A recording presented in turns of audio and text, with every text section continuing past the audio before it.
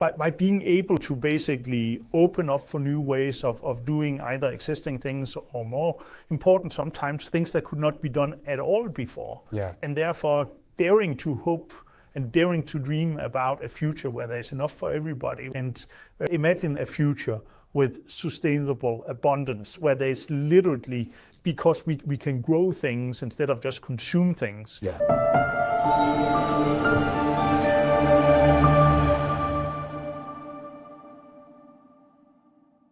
Welcome to the newsletter. This time we are going to do a slightly longer version than the other times.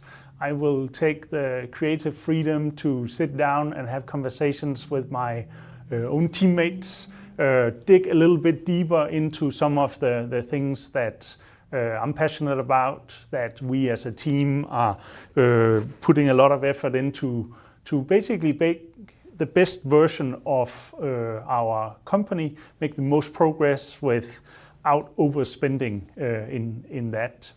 So welcome to the newsletter, and today we will be covering a conversation with Tyler, our Chief Scientific Officer, and Damien, our Chief Commercial Officer. But it is a newsletter, so let's just take the latest news as well. We were lucky to be covered by Vanity Fair and got a really cool story coming out of that. If you haven't seen it yet, go to our webpage and you can find it there under news. And we've gotten a lot of positive feedback on the conversation I had with Lou Bessanese.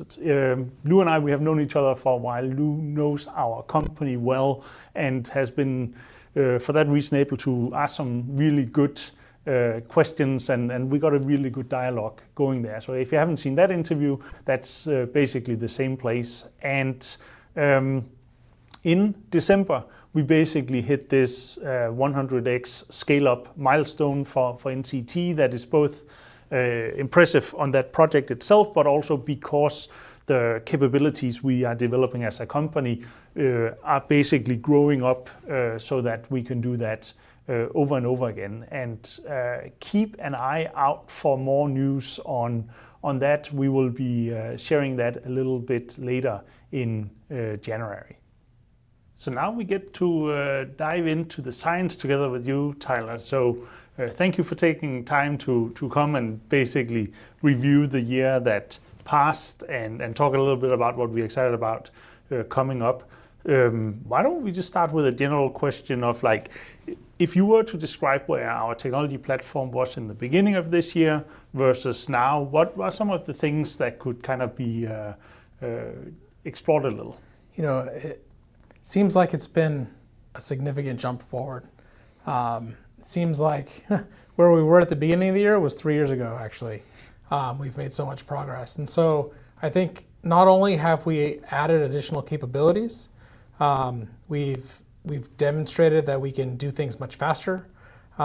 We've grown up a little bit. We've matured some of our processes, not just on the technology side, but as an organization.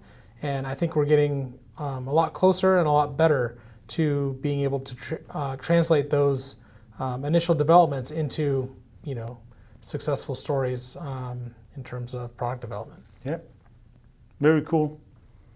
The year kind of started with a local fire here that a lot of people heard about. I know you personally could observe fire from your garden. Yeah. Can, without us spending too much time on it, can you just give a sense of how it was for us to be kick-started with a fire?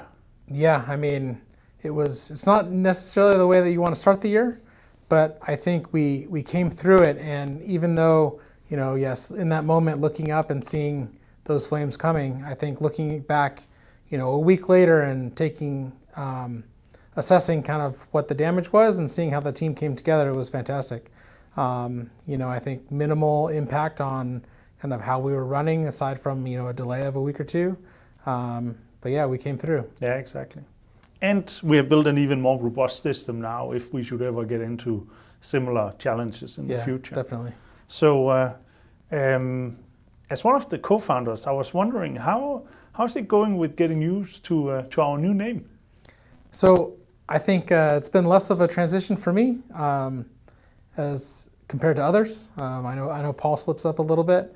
When I first heard exozymes, I think I told Lasse, shoot, I wish I had thought of it, because it's much easier to say, and I think it's a much better description of kind of what we're doing. Yeah. So I think it's been a fantastic change. And it gives a really nice reference to the enzyme being inside and the exo being outside, and Yep. that is an easy way of explaining how we are basically taking a technology step forward. So I really like it too. We had a lot of fun going to New York and ringing the bell. Yeah. That was a unique experience. Yeah, I think it's something special. Also, I got to bring my daughter, and so to see her, she doesn't really know what I do, or why I spend so many long hours outside of the home, and it's like it's great to be able to share that with her and for her to see, the hard work in action and the success of that. So yeah, that was a good trip, and we had a lot of help with the IPO, and we got to celebrate those people that helped us out there. So it takes a village. Yeah. Absolutely, and the whole MDB community rallied around us and made that happen. That was definitely interesting to raise money for an IPO where everybody, a number of people at least, kept saying like, "Are you sure you want an IPO in a year where everything seems to be just cut down the second they are introduced?" And well, so far so good. We've done well. Let's go a little bit further into the year. So in also relatively early in the year, we got a grant for what we call BioClick, the BioClick project.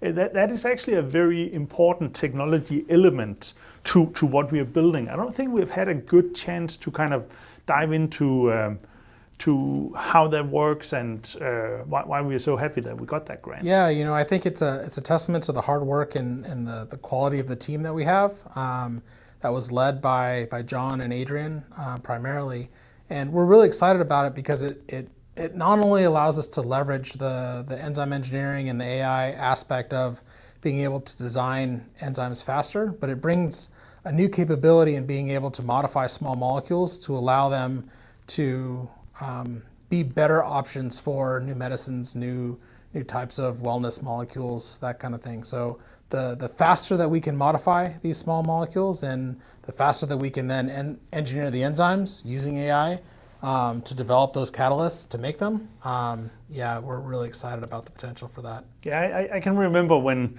John a couple of times pointed out to me that chemists, they will look at enzymes and go like, that's just pure magic, that thing right there, like that makes no sense. So for us to kind of capture the genie in the bottle and make this is something that can be reproducibly used in chemistry, in building new analogs of the small molecules. That is really a big part of what opens up this opportunity to have a nutraceutical gameplay and a pharmaceutical gameplay, and be the only people that can do that. So nutraceutical, using the inspired by nature natural product as a if we can deliver that product, there's in a number of cases probably a route to supplements or other use cases that is a fast to market.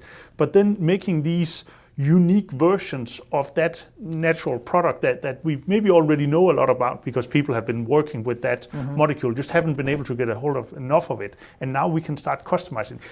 Tell us a little bit about some of the things we hope to do in general without any specific product. But what is it we're hoping to do with these modifications? Yeah, so I think BioClick is a really good example of that. It allows us to do what's called a group transfer, which is really make small changes to kind of a natural product scaffold.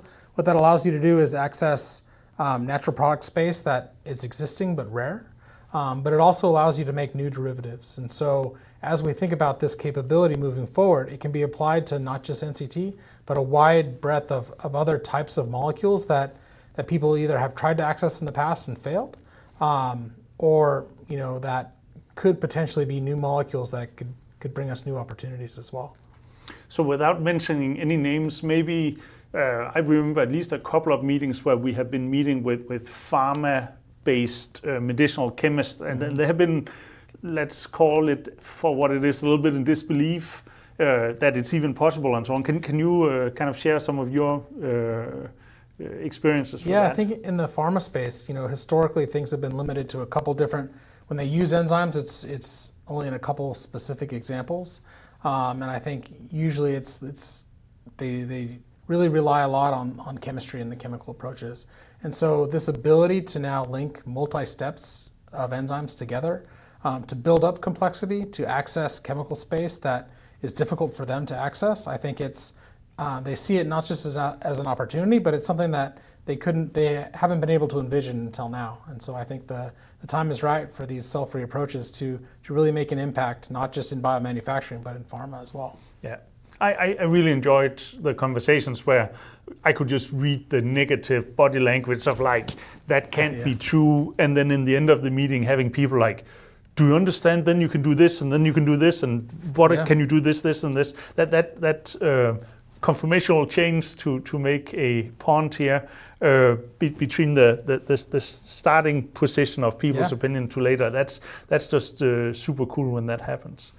I wanted to chat a little bit about NCT. So maybe you've divided up in kind of like NCT in the beginning of the year, NCT halfway in the year, and then NCT in end of the year. Yeah, at the beginning of the year, I think NCT was one of these proof of concept projects where we looked at the molecule and we looked at the enzymes and the pathway required, and said, we could do that. And it was kind of this question of, can we do it and how fast can we do it? I think we answered both of those questions really quickly. So I think that proof of concept happened as we had expected in a matter of weeks. And then I think it just goes to show you, as we've grown through the year and being more mature in developing these technologies, we went from proof of concept idea on a paper to a couple months later having multi-gram material to now in the past couple weeks having scaled that up to a significant amount of product that we're really happy and excited about. And so I think it just demonstrates the speed and the power, which if you have a properly designed pathway and when it works, it's fantastic. So something I can definitely share was a big relief was like I understand that we have a technology that ought to work in the hands of other people. I have just, with my startup experience and building other technologies before, seen that sometimes when the core team that have built a technology, they hand it over to someone else, then it doesn't work that well, or it doesn't work at all. And like then you have to go back and say like, what is it actually that is not a part of the technology protocol way of doing things, that was not tech transferred the right way, and us seeing a very nice tech transfer over and seeing our technologies run in the hands of other people, that was something that made me proud, but it also make you and the rest of the team pretty it's excited. Happy. Yeah, I mean, it's very satisfying when that happens. I think. Again, it speaks to all the hard work of the team to make what most people look at as a complex process, but to make it simple enough that almost anybody can, you can hand it off very easily. And so you don't need to know a lot about the process as long as the recipe and the directions are laid out, and then it works. And so there's something very satisfying about that. I think we try and develop that into a lot of our processes, knowing that at some point we're going to have to transfer it outside of these walls, so somebody else is going to have to do it.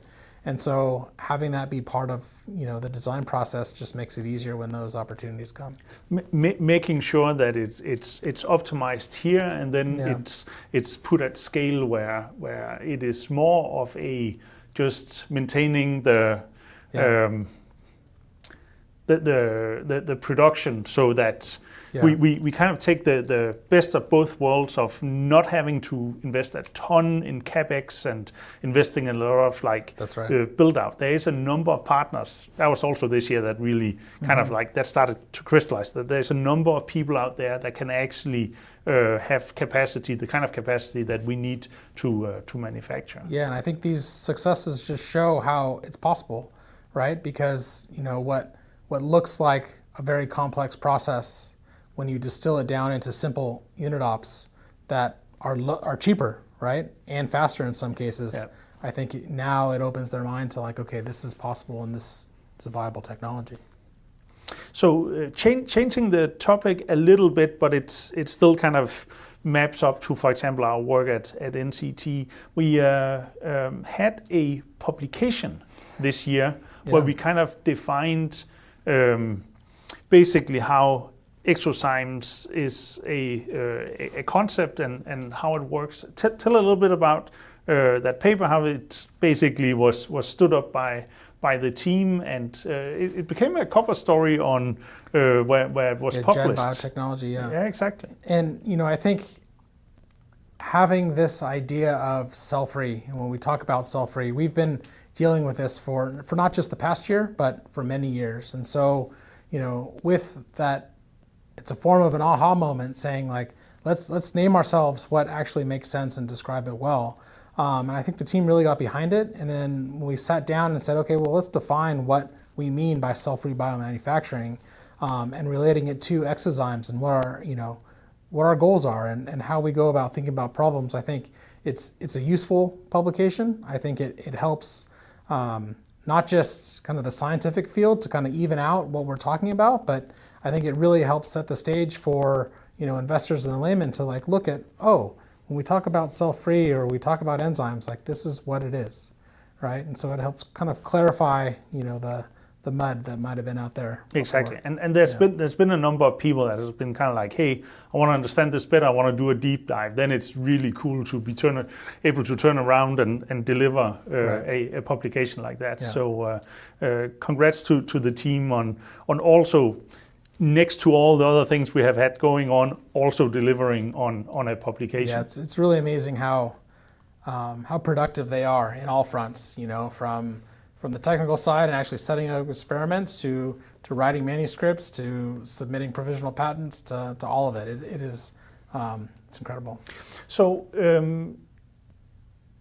we scaled up NCT.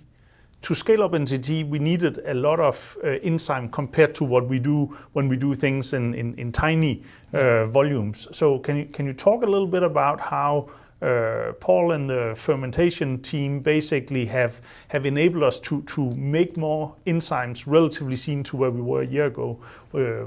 Yeah, so part of that is infrastructure. So we've purchased some amount of equipment that's allowed us to now scale a couple orders of magnitude beyond what we were at the beginning of the year, and so that's really helped. Some of it is the fantastic work of Paul and his team, Alexi, to really be able to utilize all of that infrastructure to make that protein production process much faster. It's also, Amy and kind of the rest of the whole operations team, like setting out the workflows so that you're streamlining this whole process from, the enzyme discovery and figuring out, does it express, to then, okay, now I'm going to make a lot of it, to then power these larger scale reactions. And so it's really a testament to, again, the hard work and really the ability to grow. I mean.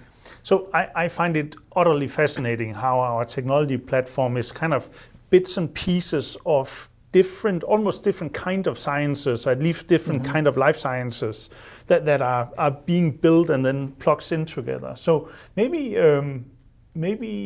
explain a little bit about how we use a combination of basically AI on the one side, how we use basically cell-free protein synthesis, so expression of enzymes without putting DNA into a cell, like unpack that a little bit, and how it all comes together in these building blocks that we use to build the biosolutions. Yeah, I mean, I'll start kind of high level and say, when we think about science and the development of technologies, it's really nice to utilize things that work and to not force different parts that can't do something to try and do something that they weren't designed to do. This is a little bit kind of the synbio. And so we're taking pieces that work and putting them together. And so, one of those pieces on the enzyme design side is utilizing how do you do things faster and more efficiently, and how do you leverage all of the great developments in the past year, if not months, that are afforded by AI and all those algorithms. And so this is CFPS, this is that platform to be able to now screen a lot more variants quickly, But then to get the clean data sets and the high quality data that allows you to funnel it back into some AI algorithm to then learn from. And so that's the potential of that technology. That's why we're really excited about it. And we'll continue to build that platform as well. It is where, when I translate this to some of our investors and partners that are non-scientists, but I still want to kind of spread the message of like how amazing it is that this technology is even possible. If you think about how evolution out in nature is like one generation, a mutation might lead to a benefit over time. That trait, that benefit would then become the prevailing one, the winning mutation, so to say, and then it will just take a lot of lifetimes for things to develop over time. We basically sit down and attempt to brute force evolution computationally. What are the mutations that could lead to an improvement? Can you help people understand a little bit about why that's possible? And yeah, I think we're trying to turbocharge that process really to really reduce timescales. I think also one of the limitations for historically with directed evolution is you start with a particular point and you go up the mountain. Sometimes that path up the mountain is not the best one, right? Or maybe it's not the peak you actually want to get to, and you don't know when you start along that path.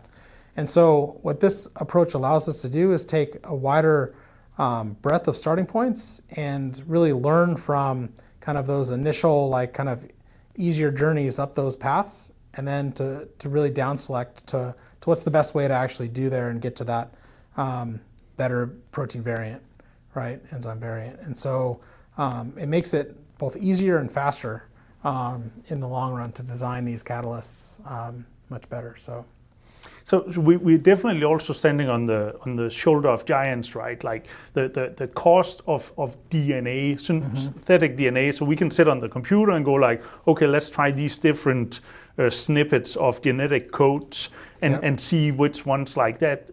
Do like 10 years ago, what would that have costed? And I'm just asking you to guess, not give a exact price. Yeah, I mean, you look at like the cost of DNA synthesis, and it's at least an order of magnitude that has come down in the past 10 years. I think it's also a function of speed, because it no longer takes a month to get things or 2 months. It takes weeks or days even. So the speed is amazing. And I think it's not just the synthesis of DNA, but it's the ability to predict up front. So a lot of the AI-based zero-shot models to allow you to make better predictions, and then using both, the speed and cost savings for DNA with these ability to have better predictions up front. Now, if you can screen faster and put those, translate that DNA literally into protein, the faster you can do that and screen it, the better everything is. Yeah. And it allows for that training loop that when people follow AI development, it's actually the hot topic as of this month, that it's reinforcement learning that is not just taking a data set and training an algorithm to be able to do something, but let it also be able to then understand if it worked or didn't work, and then go back and if it didn't work, then say like, okay, in our case, it would be the algorithm strongly believes that this mutation will lead to an improvement. It did not under these circumstances.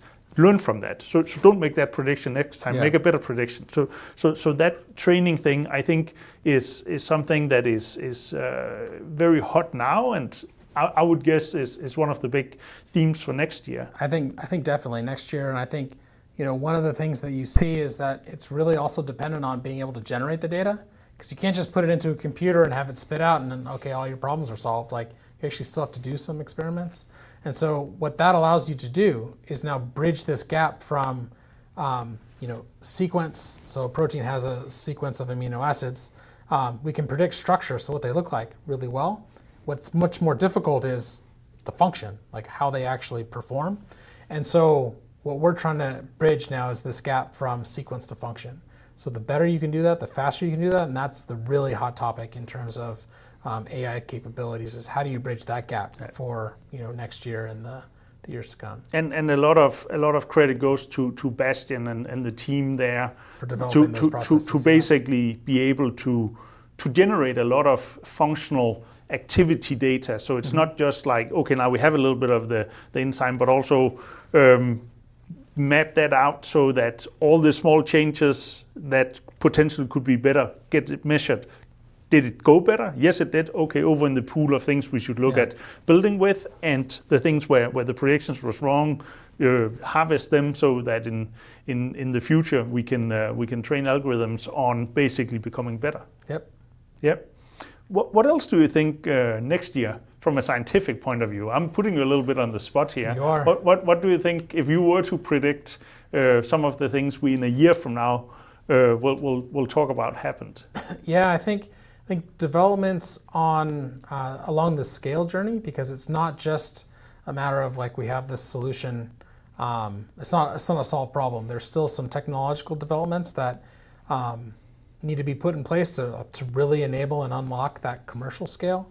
And so I'm excited to see those efforts be undertaken. And I think as we look forward, I think we're going to get better at the speed with which we can engineer, the speed with which we can screen and build pathways to really define or identify what are those next opportunities, right? Beyond NCT, beyond some of the other targets that we already have. And so the better we can do that, the faster we can do that, I think I'm really excited to see what the team is capable of, because there are a lot of good ideas, and you take some of the reins off a little bit and you'd be amazed at how fast things can get done. I really look forward to that as well. We have a number of internal ideas in our idea catalog. That is basically where we take ideas and put it into our incubator, where we stress test the ideas. If it's something that can be built, should be built, is beneficial, lives up to our internal criteria. Especially here in the beginning, when we do have some limitations on how many things we can build at a time. That might be different in 5 years from now. We can do anything we can think up, but for now, picking that. So our incubator, that is where we basically stress test these ideas to see if they're ready for the accelerator part, where NCT, for example, is at and becoming a commercial thing. If you, without mentioning any specific product or of the ideas, what are kind of the things you hope to see come out? If you could just freely hope and guess on what kind of things we were building next year. Yeah, I think there's a number of candidates that really fit well into this health and human wellness area. These nutraceuticals, these difficult to access natural products. I love natural products. That's where I started. And I think there's a lot of opportunity there. And there's a lot of places where our form of cell-free biomanufacturing really makes sense to make these compounds. So I think I'm really looking forward to some of those ideas coming to reality. To incubating those ideas just enough to warrant an acceleration of effort, right, through the accelerator. So, Cool. Good, Tyler. That's basically what I hope for. And I want to thank you, everybody that dives into our science, and Paul and Tyler, but Paul as the lead is having a bit of a scientific podcast where he dives into some of these very deep technologies that we're using, sharing as much as we can without breaching that we obviously keep certain things, trade secrets, to ourselves, and for IP reasons can't share. But we do believe that cell-free is the future of biomanufacturing, and we want it out as many places as possible. So we do take that on as well. Tyler, thank you, and we will move on to Damien and myself having a conversation about basically what happened over the year from a business perspective. I've been looking forward to this next bit, talking with you, Damien. You and we spent a lot of time on the office together. We sit in the same office next to each other. I am so thankful that you joined our team. I just want to say that, make sure the world hears that. You joined us in April 1. Yeah. and oh my God, you plugged in right away and you started carrying the weight right away, and we have just been full speed forward. I really appreciate that. No, thanks. I mean, we just got off Thanksgiving, so I feel grateful being here. But Christmas is coming up, so I've asked Santa for some masking tape so we can finally divide our office into an appropriate, fair distribution of real estate. Damien and I, we have a lot of fun together on a daily basis. I think it's one of the secrets to how you can keep being fired up. We're very serious when we get to kind of solving the problems and so on, but then that ability to step out again and make a little bit of fun of from Denmark and from Australia, and different accents and all of that. I wanted to hear your perspective on biomanufacturing. Where do you think the whole industry is right now? Where did we come from, and where we're going to go in the future? Yeah, I think it's been challenging bringing ideas forward in biomanufacturing, in that we're able to quickly move through the science of what's possible, what can biology do. But then we struggled in the conversion of those principles, those ideas, into things at scale. And it's at scale where you actually make impact, real world impact. And remind people, like, what your background, how do you have this historical perspective better than most? Yeah, I've been working on the commercialization side of fermentation technology for 20 years. I've been fortunate enough to have actually seen a few of those programs to successful completion in seeing commercialization of a 1,4-butane-diol process, a Genomatica, a butylene glycol, a Genomatica, and a handful of others as well. And this was us kind of turning up and saying to the world, we want to use biology now to make the same things you've relied on chemistry forever to make, right? Competing against the very fit, very trained professional army, which is the conventional chemical industry. With kind of this scrappy guerrilla style here, we've turned up with a new idea and we want to give it a go. Wonderful at the science at the beginning of things, but life gets a little bit harder as you're getting larger in volume and scale and impact, because there you really are competing against all the efficiency that the incumbent industry has already sorted out. And so you've got to kind of learn as you go through that sector, and I think that's what's been terribly difficult. We had our David and Goliath moment back when we came up with the ideas of using biology. I don't think we've had our David and Goliath moment when it comes to competing with chemistry at scale. So do you think when the old value proposition of using cells as small chemical factories, that sold really well over the last almost decade soon, what can we learn from the mistakes there now in this next generation? What should we be really cautious about, and what should we kind of be heavy about is different?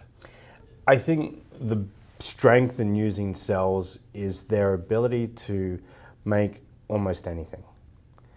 There's so much wiring within that system. That carbon can go in so many different directions. When you feed cells an energy source, cells have this incredible diversity of being able to make so very, very much.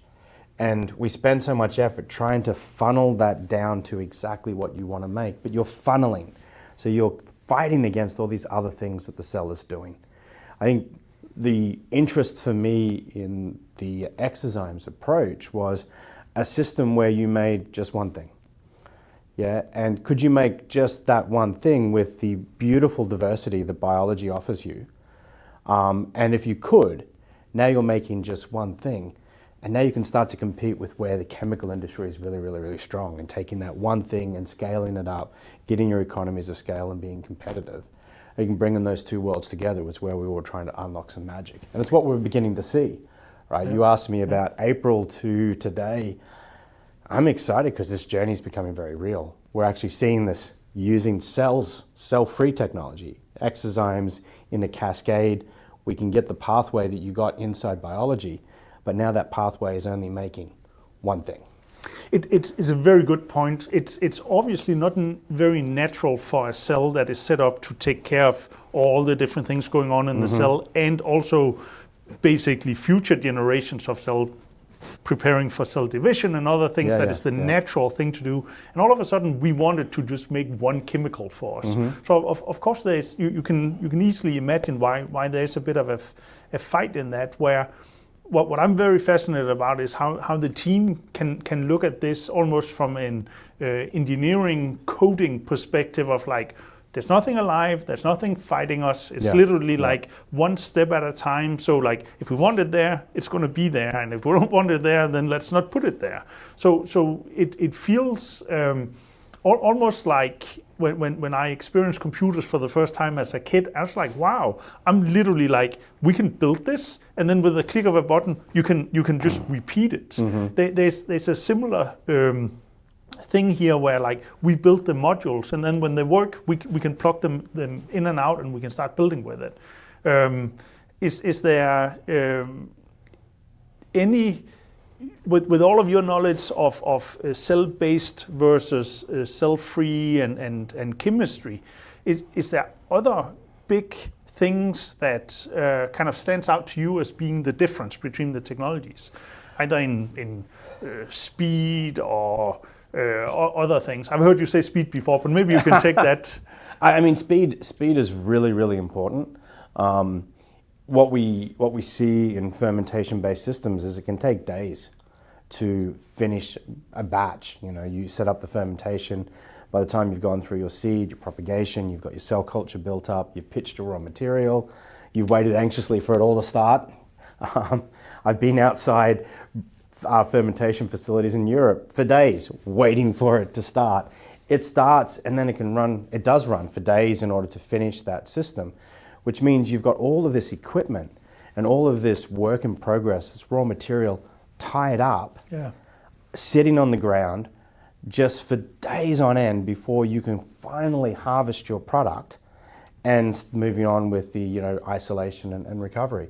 Being able to shorten that down means, well, you can produce more product for the same given footprint, or you can invest in a much smaller footprint to produce the same amount of product. And I think that is fascinating. Being able to turn over all of that working capital much more quickly gives a much, much better economic outcome. Yeah, that's a really good perspective. So speed is both kind of from the manufacturing perspective. I remember you talking about speed from a development perspective, from idea to, so maybe using NCT as an example a little bit, like give us your perspective on joining the team and seeing what was being built on. I think this is interesting. It's also a little bit hard for me to admit that the technology is moving faster than we can on the commercialization side, right? That means you're not used to that. No, I'm not used to that. I'm used to, you get partners excited, you get them engaged, and then they're waiting for the results in order to sort of catalyze that next stage or that next phase in partnering and collaboration. Here, we haven't had the soak time with our partners to kind of say, hey, this is who we are. Get to know us, get to know why we're disruptive. We'll demonstrate a few things. You're going to get your stakeholders involved and they're going to get all excited. And then 2 years into this journey, we've got some really amazing results and we're off to the races. We got to the races in less than 12 months and we're still building relationships with all of the possible partners we could talk to throughout this value chain. So yeah, I mean, the message is we've got to get hopping on the commercial side. But our partners aren't used to seeing things move this quickly either. We spoke to a large pharmaceutical company who also makes nutritional ingredients just this last week, and they looked at it and said, "Oh, you'll be ready for the market in 3 years." Like, no, we don't want you to put a circle around us and say ready in 3 years. We're ready in months, right? Get busy. You've got some work to do if you want to be a part of this opportunity, because I think we've already shown the progress that, we're looking down the tunnel, like within a year, we're going to be where you think we otherwise would have been in 3 years. Yeah. That's a good point. What other things have been either living up to your expectations or been different than your expectations? Well, I've learned a lot more about enzymes. I've learned the difference between nickel pure enzymes and cell lysates. I think I've learned a little bit more about, how fermentation works for supply of the enzymes and how they drive our process. So, spending time, I think that's the benefit of you and I having an office. Yep. That we could almost jump into the lab facilities from our front door, right? Is we get to be a lot more closer when things aren't going right. We're right there to kind of express our curiosity and find out why. So I think that's been wonderful to have that really short, turnaround time on information. I think what has been exciting is just how quickly we moved through to pilot, but also getting the phone call from our pilot partner saying, we didn't believe the reaction was moving as quickly as it did. We had to go back and repeat all the analytical results. Literally because they were doubting their own eyes. Because they were doubting the results that were in front of them just to confirm that we are actually seeing what we're seeing. I mean, that's pretty cool. Yeah. That's pretty cool. I mean, as a commercial guy, being a partner to these people, because you and I aren't just CEO, CCO. I mean, we're almost like, big brothers to a lot of people here. We definitely bring, a part of the team. Yeah, we bring a lot of sort of counsel and just a set of ears and a sounding board often for many of the things that go on there. Seeing the success is, I'm so happy for what it means for the people outside these. I was just having this conversation with Amy early on in the growth of the team. It's wild that within a year, almost on an individual basis, you can say, look at how far you have come. Yeah. And then as a team, and then that it happens cohesively as well. So it's not just like one expert becoming more of an expert in that direction and other people in the other direction. It's really pulling in the same direction. That is something I really enjoy, this part of building a business. It is a very ambitious goal. Resource-wise, not as much as people think it should cost, right. But then people that are passionate and motivated and pulling together and pulling in the same direction. That is really, that's where I get a lot of my motivation from. Yeah. Great. Damien, I look so much forward to next year. Would you, without giving the whole playbook away of next year, kind of maybe make a little bit of a prediction on where do you think we're going to be in a year from now? What are without mentioning any specific product or something like that, more in a, what is the direction of growth? What is it that's going to happen this next year?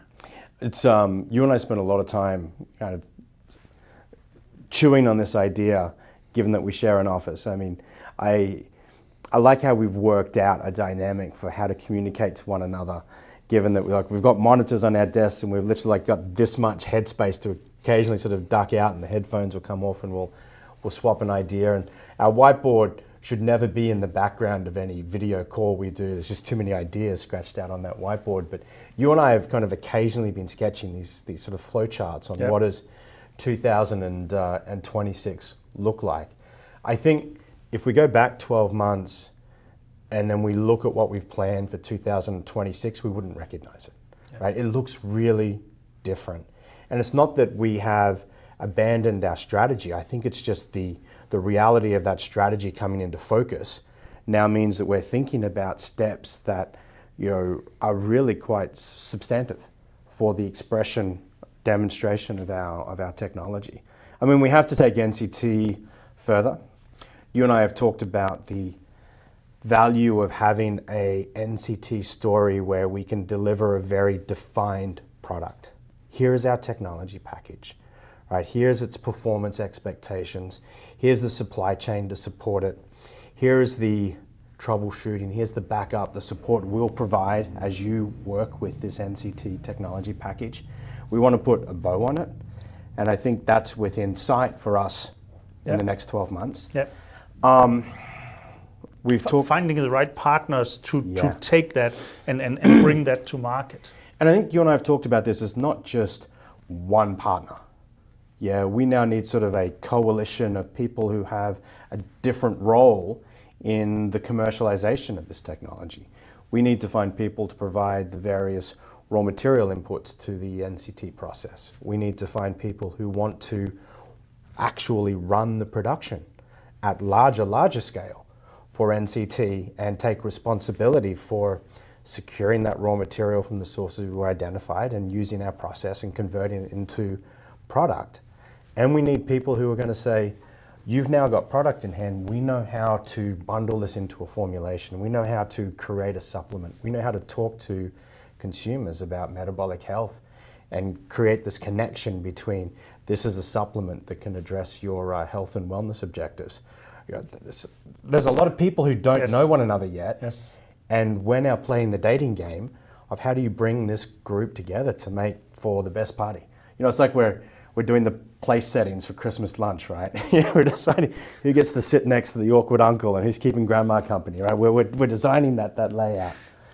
That is definitely true, and very very exciting, right? That we get to work through all of those things already next year. That is this year, of course, because it's now in January. Yes, that yeah. we are shipping this out to people, just so there's no misunderstanding. We're making all these Christmas puns, and people are probably going to be sick of them by the time they hear Yes. this video. All right, we need to find something different to riff on. But you're asking me, what else do we see next year? And that is like our core technology, this ability to visualize a pathway to make a hard-to-make natural product, and to then rapidly put together a system to prototype, to demonstrate we can make it in a cell-free system, and then get to pilot in like months instead of years. The second half of next year, I think we have that chance to go at it again. Yeah.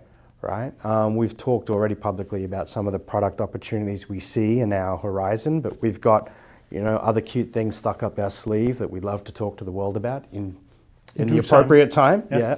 But I look to what we could do with some of those possibilities, and I get excited because all the capability and strengths we're building for NCT to get that nice little Boxing Day present now, you know, with the bow tied on it, like, we get to do that again and use all of that capability once more.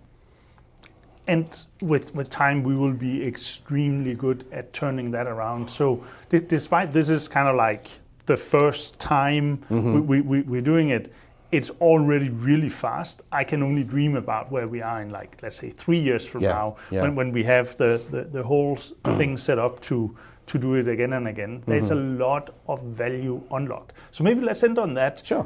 What is your hopes and dreams for biomanufacturing? Why is it such an interesting space? And I'll give you my 2 cents on it as well. You know, for me, I've spent a very long time in my career wanting to work with technologies that could produce things in a much better way. You know, to address things that were either harmful to humanity and take them out of the supply chain, to address raw materials that we could no longer source sustainably and replace them with raw materials that we can produce sustainably, to, you know, being able to work with economies in different parts of the world that have been left behind as we have migrated to this world that's so dominated by oil-based energy, and, you know, redistributing that to places where, you know, farming matters, where rural economies matter. To me, bringing all these pieces together makes sense. It's the mission. So I would like to see biomanufacturing create footprints that are in harmony, both with what we need as a society, but in harmony with how we use our resources, use them smartly, economically, sustainably. Yeah. And I think that's why we are so invested in biomanufacturing. That's basically just to echo on that a little bit. What drives me is this hope that by building a new set of capabilities, that's why we do the new technologies, why we do the science exploration and discovery, by being able to basically open up for new ways of doing either existing things, or more important sometimes, things that could not be done at all before. Yeah. Kind of that breaking into the new frontiers of resources, and therefore daring to hope and daring to dream about a future where there's enough for everybody, where there's no limitations on things. That is something that gets me super, super excited. And imagine a future with sustainable abundance, where there's literally, because we can grow things instead of just consume things, we can use the power of nature to supply all of that. Even if that's going to take a lifetime to get there, that's worth fighting for. I think that's why it's been so hard for those of us that have got into this industry to to step out and do something different because the mission is so compelling. Yeah. And I like how you took this idea of building upon that platform of making things sustainably to getting into this idea of sustainably and also addressing the future needs of what we'll need in society. You know, we will need materials that have different functionality tomorrow than the materials that we source today. And I think you're right, it's like biology and what we're doing allows us to kind of address functionality and not just address chemistry, but address the purpose of chemistry. Yeah. Great, Damon. I can and will keep talking with you on a daily basis. But for now, I want to say thank you for everybody that listened into our conversation here. And as always, you're welcome to reach out if you have questions, and then we can pick those up in the future newsletters. Thank you. Thank you. So to wrap it all up, I have been super excited all year long. I sometimes have a hard time believing all the things that happened was just in a 12 months period. Sometimes it seems like it's like we've been working on this like must have been 3-5 years because it's so many things that have happened. And other times it's kind of like it is just a couple of months ago since something happened, and then when you look it up, it was much earlier in the year. When things move really fast, it kind of distorts the perception of time. And I just want to close up by saying that I want to send a heartfelt thank you to the team. It is you that makes all of this happen. Also a thank you to all of the stakeholders and shareholders that are standing behind us and allows for this to happen as well. The support is more than just ownership. It is people reaching out with opportunities and offers to help. Please keep doing that. Then 2026 will also be a great year. And on a final note, I just want to say that it has been such a honor to be leading this team, and with all the progress we did this year, I know we are set up for success next year. Powered by Exozymes.